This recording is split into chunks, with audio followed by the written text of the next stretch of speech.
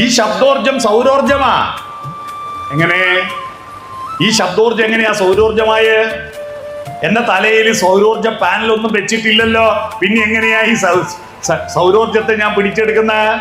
ഞാനല്ല പിടിച്ചെടുത്തത്. അങ്ങ് ആന്ധ്രയിൽ കർഷകരും തൊഴിലാളികളും നട്ട നെൽച്ചെടിയുടെ നെല്ലോലകളാണ് ആ സൗരോർജ പാനൽ.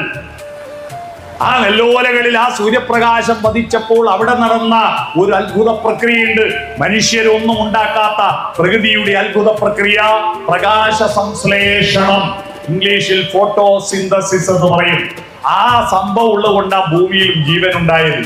അതില്ലായിരുന്നുവെങ്കിൽ ഈ വെളിച്ചത്തിൽ നിന്ന് ഊർജം ശേഖരിക്കുവാനുള്ള സൂത്രം സസ്യങ്ങളിൽ നിക്ഷേപിച്ചതുകൊണ്ട് ആ സസ്യങ്ങളില്ലെങ്കിൽ ഈ ഭൂമിയിൽ ഒരു ജീവൻ ഉണ്ടാവില്ല.